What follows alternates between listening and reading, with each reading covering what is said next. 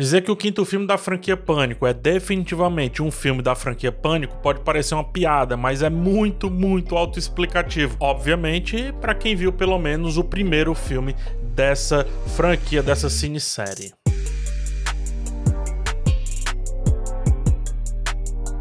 Nesse novo episódio, o Ghostface está de volta, porém indo atrás de personagens diferentes, mas que de alguma forma se misturam com os antigos personagens, né? Com os personagens clássicos que inclusive voltam a Sidney, a Gale e o Dewey.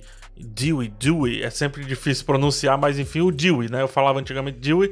E aí o texto, ele se esforça bastante para fazê-los pertencer a uma história que um dia foi deles e hoje, teoricamente, não é mais. Pelo menos não completamente. O roteiro não fuça demais em pontos centrais da história da franquia, mas também não foge do que fez Pânico chegar até aqui, sendo, sei lá, uma das cineséries mais saudáveis aí de terror, talvez. Porque, como tem a questão da piada, né? Meio que tudo pode aqui em Pânico. E aqui se faz importante entender que o que parece ser uma franquia de terror propriamente dita, na verdade tá mais para uma comédia e suspense, porque o primeiro filme, de 1996, satirizava os vários filmes de terror slashers, enquanto também montava a sua própria história, baseando-se nisso e apesar disso também. Sempre usando da metalinguagem, ao passo que ia reclamando de clichês desse tipo de cinema, víamos o filme se transformar nesses próprios clichês, mas que por saber onde estava, deixavam de ser clichês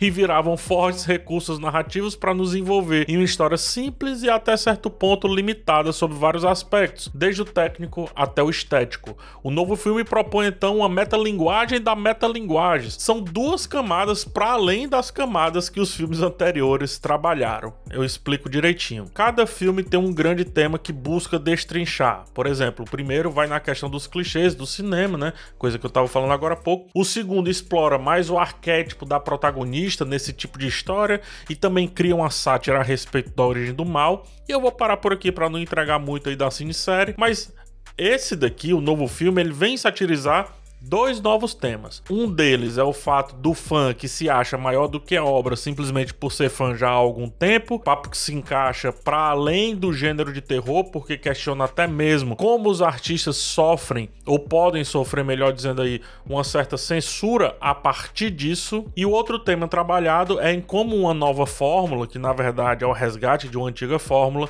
né? Ou seja, filmes recentes de terror que se colocam como muito inteligentes ou maduros e suplantaram ao longo do tempo subgêneros do terror que um dia tiveram muito sucesso e aceitação do público, como por exemplo os slashers, ao qual pertencem os primeiros filmes dessa cinesérie. E aí esses novos filmes de terror meio que colocam, e os fãs também obviamente, né, colocam esses filmes slashers, principalmente da década de 90, em um total espaço de bobagem ou de total distanciamento de um certo realismo. Distanciamento tão grande que, segundo o texto, não surte mais o mesmo efeito de gerar medo ou tensão. E essa discussão pode ser alargada se trouxermos o recente Maligno, né, filme do James Wan, lançado em 2021, que se coloca como sério, faz a gente pensar que é um grande terror introspectivo e depois vira para algo completamente escrachado e muito expositivo. Fica claro que, ao visitar esses temas, o novo terror, começa a debater o próprio gênero e propõe um amálgama,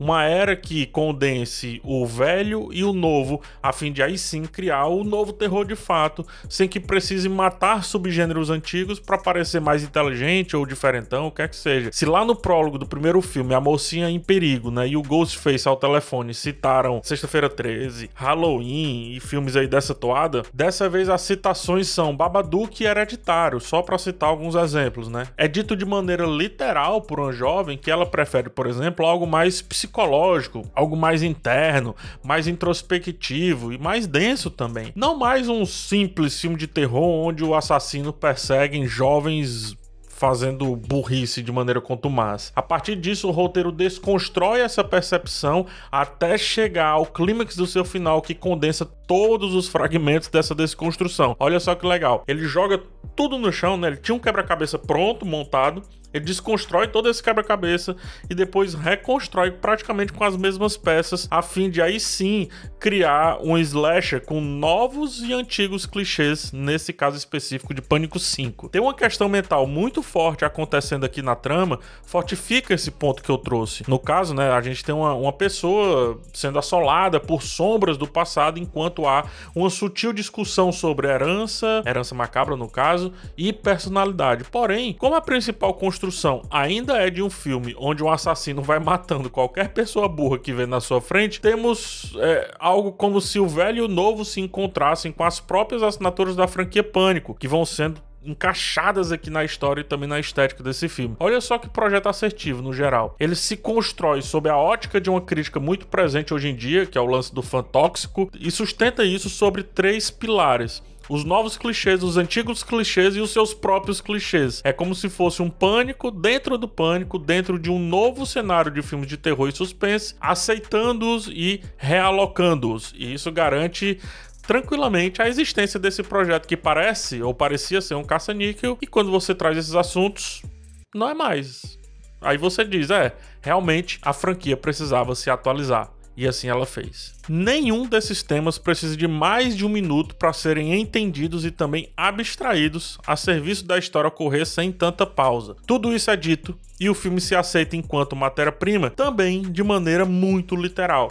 Mais direto do que o ato final é impossível. O roteiro brinca consigo mesmo e com todos os clichês que já detalhei, a ponto de que, se os próprios diálogos fossem transpostos para essa crítica aqui, bastaria, não precisaria de mim falando sobre. Eu sei que eu tô chegando no final do vídeo, mas deixa eu te pedir rapidinho para se inscrever no canal e também deixar um like, isso ajuda demais o meu trabalho. Vamos lá para a conclusão, tá? Levar a sério o Pânico é morrer por dentro, uma vez que o filme nunca pediu isso e, na verdade, assim, transformou isso em seu próprio assunto, né?